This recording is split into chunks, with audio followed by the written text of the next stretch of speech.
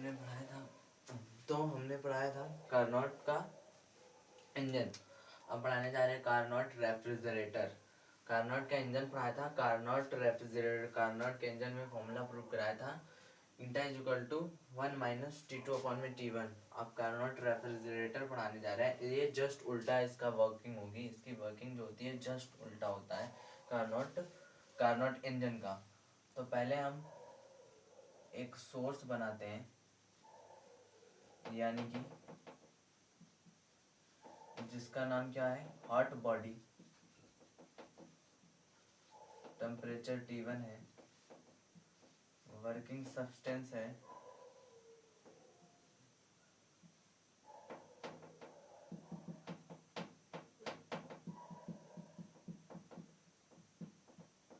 ये है working substance.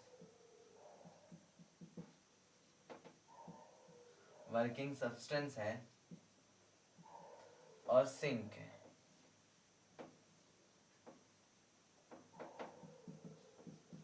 Sink T2 जिसका नाम है कोल्ड बॉडी।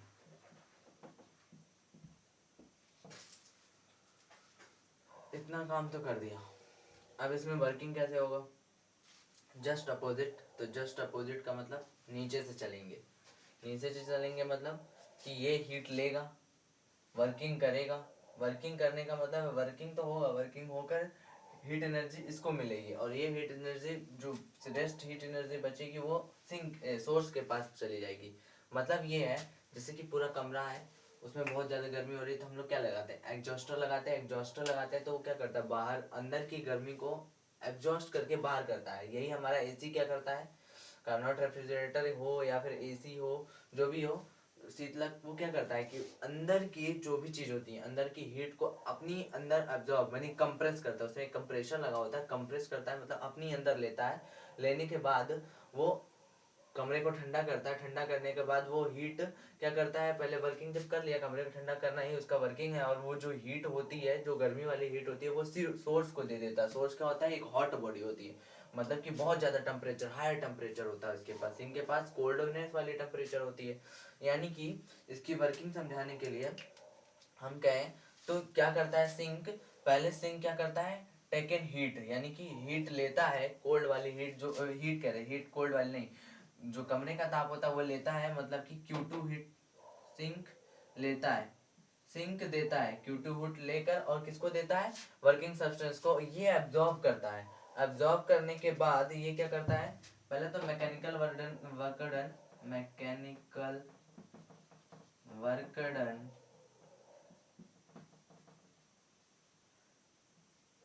ये अब चेंज होगा, मैकेनिकल वर्क डन। अब जो W होगा, मैकेनिकल वर्क डन है जो W होगा, वो अब चेंज हो जाएगा हमारा हीट एनर्जी। हीट एनर्जी अब जाएगी इसके पास। मैकेनिकल वर्क डन जस्ट उल्टा हो रहा है। पहले वहां पर क्या होता था, हम हीट देते थे तो मैकेनिकल वर्क डन होता था, यहाँ पर मैकेनिकल वर्क डन हीट दे रहा है, एनर्जी। यहाँ जस्ट उल्टा वर्क डन हो रहा है। फिर ये जो हीट एनर्जी जब ये पूरा कार्य कर लेगा तो कितनी हीट रिजेक्ट करेगा, Q1 हीट, वो भी किसको जाएगा, सोर्स के पास। जस्ट उल्टा वर्क डन चल रहा है। यानी कि सिंक क्या करेगा, हीट को देगा किसको, इसको वर्किंग सब्सटेंस को, और वर्किंग सब्सटेंस अब्सॉर्ब करेगा। यानी कि Carnot refrigerator is an opposite device of Carnot engine. First point तो यही है कि कार्नोट रेफ्रिजरेटर जस्ट उल्टा होता है कार्नोट इंजन का। तो फर्स्ट पॉइंट है Carnot Carnot refrigerator refrigerator refrigerator Carnot refrigerator is an opposite device, opposite opposite device opposite device in Carnot of Carnot engine of Carnot engine। Carnot engine का just उल्टा होता है।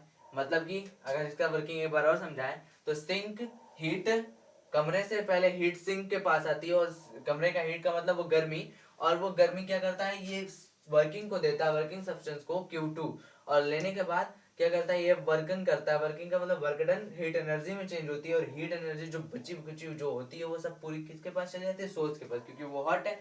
तो hot है तो वो अपने आप अपने पास रखेगा। मीन्स ये है कि अब आगे लाइन से क्लियर हो जाएगी। In Carnot refrigerator heat taking, in Carnot refrigerator, heat taken from cold body, heat taken from cold body, the cold body, और फिर उसके बाद कौन सा वर्क डन करता है, the opposite work done. Opposite work done करने के बाद and large amount of heat rejected to source, rejected to hot body या फिर rejected to source. Second point में बनेगा in Carnot refrigerator, refrigerator refrigerator and Carnot refrigerator taken from heat cold body, taken from heat cold body, taken from heat to cold body, heat to cold body, cold body से इसने ले तो लिया, and an opposite work done, opposite work done भी कर लिया, and opposite work done, and opposite work done, opposite work done भी कर लिया। In Carnot refrigerator taken from heat to cold body and an opposite work done, work done करने के बाद and work done, या फिर in Carnot refrigerator taken from heat by the cold body and opposite work by the cold body, by the cold body, by cold body and an opposite work done, and work done करने के बाद उसके पश्चात क्या करता है, and large amount of heat, large amount of heat, large amount of heat rejected to hot body, rejected to hot body, rejected to hot body, hot body को reject कर देता है। अब रिजेक्ट हीट कितनी है, रिजेक्ट हीट कितनी है, Q1, reject heat कितनी है, Q1। अगर Q1 को कहे निकालने के लिए तो क्या करोगे, Q2 प्लस W करोगे तभी तो Q1 आएगा। इन्हीं दोनों का सम तो Q1 के बराबर है। तो अगर रिजेक्टेड हीट की बात करें, थर्ड पॉइंट में rejected heat, rejected heat numerically rejected heat की बात करें तो rejected heat is equal to Q1, rejected heat is equal to, sorry pause करनी पड़ेगी, कुत्तों को भी अभी घूमना रहता है। हाँ, तो रिजेक्टेड हीट कितना आएगा, रिजेक्टेड हीट यानी Q1, रिजेक्टेड हीट यानी Q1 W प्लस Q2 या फिर Q2 प्लस W, जो भी करना है, Q2 प्लस W। ये अब W यहाँ से निकाल लीजिए, W निकालेंगे तो कितना आएगा, W is equal to Q1 minus Q2। एक इक्वेशन ये मान लो फर्स्ट इक्वेशन हो गई, W is equal to Q1 minus Q2। अब हमें क्या करना है, Q2 कॉमन लेना है, Q2 कॉमन लेना है कार्नोट। अब ये तो समझा दिया, इसके आगे अब देखते हैं। Q2 यहाँ से कॉमन ले लिया, क्यों लिया अभी आगे जाके पता चलेगा। क्या करना है, Q2 कॉमन लेना है, पॉइंट थर्ड हो गया। फोर्थ पॉइंट में Q2 को क्या करना है, कॉमन लेना है। तो W is equal to Q2 common लिया, अंदर बचा Q1 अपॉन में Q2 माइनस 1, यही तो बचेगा। Q2 कॉमन लेंगे तो ये बचेगा, Q2 बाहर आएगा, Q1 अपॉन Q2 माइनस 1। ठीक, आइडियल स्केल पर, आइडियल गैस स्केल पर, आइडियल गैस स्केल पर यानी कि T1, T2 जितनी हीट होती है उतनी ही टेम्परेचर होता है, जितनी हीट उतनी temperature, Q1 upon Q2, Q1 upon Q2 equals to T1 upon T2। जितने हीट उतने ही, जितना हीट उतना ही हमारा टेम्परेचर। ये होता है आइडियल गैस। आइडियल गैस में सब आइडियल होता है, सब आइडियल का मतलब पूरा कोई लॉस वॉस नहीं होता है। तो अब हम यहाँ पर इसकी जगह पर ये मान रखेंगे, तो W is equal to Q2 T1 upon में T2 माइनस 1, यही तो मान आएगा, देख लीजिए एकदम सही पर है, T1 अपॉन T2 माइनस 1। अब यहाँ पर वर्क डन आ गया, ये वर्क डन इतना पूरा T1 के टर्म में भी आ गया, मतलब टेम्परेचर वाले टर्म में, जैसे कार्नोट इंजन में निकाला था।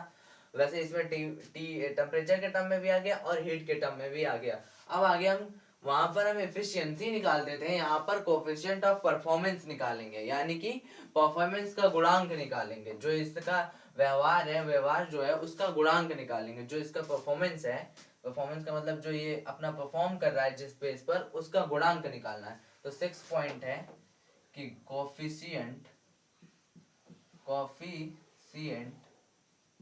Of performance. अब ये क्या होता है कोफिशिएंट ऑफ परफॉर्मेंस? इसको हम दिखाते हैं कोफिशिएंट ऑफ परफॉर्मेंस को, कोफिशिएंट ऑफ परफॉर्मेंस को दिखाते हैं बीटा से या फिर के से। बीटा से या फिर के से रिप्रेजेंट करते हैं, के या फिर बीटा। इसको कप्पा मत समझिएगा, के है, के या फिर बीटा। ज्यादातर बीटा ही से दिखाया जाता है, मोर देन टाइम बीटा से, ज्यादा बार ये बीटा ही से दिखाया जाता है हमारा। तो बीटा बराबर होता क्या है, इसका एक फॉर्मूला होता है जिसे याद करना होगा। Beta is equal to W Q2 upon में डब्ल्यू, Q2 अपॉन में डब्ल्यू। जैसे वहां पर होता था Q1 अपॉन में डब्ल्यू एफिशिएंसी, यहाँ पर Q2 अपॉन में डब्ल्यू। Q1 क्योंकि Q1 हीट गिवन करते थे, यहाँ पर हीट कौन गिवन कर रहा है, Q2 हीट गिवन कर रहा है ना। तो ये क्या होगा, ये अपोजिट वर्क डन है, अपोजिट वर्क डन, ये अपोजिट वर्क डन। और Q2 क्या है, ये अपोजिट वर्क डन। Q2 है heat taken from cold body, heat taken from cold body, heat taken from cold body, यानी हीट हम इससे ले रहे हैं, कोल्ड बॉडी से ले रहे हैं, ये है। अब आगे कितने मिनट की हो गई, 12 मिनट्स की, बस थोड़ी देर और। अब आगे हमें इसे प्रूव करना है। तो beta is equal to Q2 upon W. तो डब्ल्यू का जो मान है वो हम रख दें, पहले ये वाला रखते हैं, पहले हम कोई सा भी रख लें, लेकिन हम कुछ भी रखेंगे तो आंसर जो आना चाहिए वो आएगा टी के टर्म्स में ही। तो हम लेके पहले चलते हैं अपना Q वाला जो पहले निकाला था, फिर T वाला भी रख लेंगे। तो बीटा इक्वेशंस बना देते हैं, ये सेकंड इक्वेशन, वहां पर फर्स्ट इक्वेशन मांगा था, ये थर्ड इक्वेशन, ताकि बाद में दिक्कत ना हो। तो बीटा Q2 क्या है, Q2 तो Q2 ही है, यहाँ पर W का मान Q2 अपॉन में Q1 अपॉन में Q2 माइनस 1, ये है। Q2 से Q2 तो कैंसिल हो जाएगा, Q2 से Q2 कैंसिल आउट, Q2 से Q2 कैंसिल। अब Q2 ये है ना, Q2 से Q2 कैंसिल किया, 1 अपॉन में Q1 अपॉन में Q2 माइनस 1, Q1 अपॉन में Q2 माइनस 1। और वापस फिर से Q2 ऊपर जा सकता है, कैसे, अगर चाहते तो यहाँ पे Q2 का मल्टीप्लाई करा देते तो भी बात वही थी। अब यहाँ पर Q2 का एलसीएम लिया, ये ऊपर चला गया, तो यहाँ पर बीटा कितना आएगा, Q2 अपॉन में Q1 माइनस Q2। ये हो गया एक बीटा का फॉर्मूला। अब कोफिशिएंट ऑफ परफॉर्मेंस हमें टी के टर्म्स में निकालना होगा, कोफिशिएंट ऑफ परफॉर्मेंस टी के टर्म्स में निकालना होगा। तो हम टी के टर्म्स में ये वाला वर्क डन रख दें, ये तो सिर्फ डब्ल्यू के टर्म्स में क्यू के टर्म्स में निकालना था, तो ये टी के टर्म्स में निकालना है, ये भी ठीक है, लेकिन हमें हमारा जो मेन आएगा वो टी के टर्म्स में ही आएगा। लेकिन ये याद रखने के लिए है, ये भी याद होना चाहिए कि कभी कभी ऑप्शंस में ये भी आ सकता है। अब आगे हम थर्ड इक्वेशन बाय थर्ड से देख लेते हैं, ये तो बाय सेकंड से था, सेकंड इक्वेशन से बाय थर्ड इक्वेशन से देख ले। थर्ड इक्वेशन से क्या आएगा, थर्ड इक्वेशन से हम रखेंगे Q2, Q2 कह रहे हैं W का मान, तो W beta is equal to Q2 upon में Q2, यहाँ आ जाएगा T1 अपॉन में T2 माइनस 1, ठीक है ना, यही आएगा T1 अपॉन में T2 माइनस 1। Q2 से Q2 कैंसिल, तो बीटा का पूरा पूरा मान कितना आएगा, T2 यहाँ पर जाएगा, एलसीएम लेने पर T2 ऊपर डायरेक्टली पहुंच जाएगा, ऊपर पहुंचेगा तो T2 अपॉन में T1 माइनस T2। बस क्या हुआ, Q1 इसमें क्या हुआ, अगर फॉर्मूला देखा जाए तो Q2 की जगह T2, Q1 की जगह T1 और Q2 की जगह, अगर ये भी याद रहेगा तो डायरेक्टली फॉर्मूला बदल भी सकता है। ये हो गया बीटा। वाला। कितने मिनट की बनी है? 15 मिनट। बस थोड़ी देर और रिलेशंस भी बता देते हैं इसके बीच में, इन दोनों के बीच। कार्नोट कि अब तो यहाँ तक कार्नोट रेफ्रिजरेटर कंप्लीट। वर्किंग बची होगी जो साइकिल वाली है। अब आगे कार्नोट इंजन, मतलब कि रिलेशन बिटवीन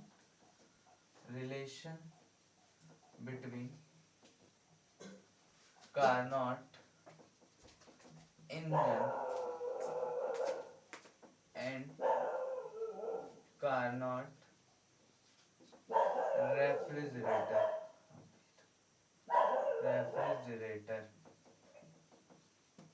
कार्नोट इंजन और कार्नोट रेफ्रिजरेटर के बीच में रिलेशन दिखाना है। तो ये तो कार्नोट का ये आ गया, इसको मान लेते हैं फर्स्ट इक्वेशन। इसके लिए फर्स्ट इक्वेशन इसको ले लेते हैं और सेकंड इक्वेशन बनाने के लिए नीटा लेते हैं। ईटा इज इक्वल टू क्या होता है, 1 माइनस T2 अपॉन में T1, ये होता है। ठीक, ये होता है सेकंड इक्वेशन इसके लिए। अब बाय फर्स्ट इक्वेशन से हमें बताना है पहले कि बीटा में हमें क्या करेंगे, एक जोड़ेंगे। बीटा में हम क्या करेंगे, एक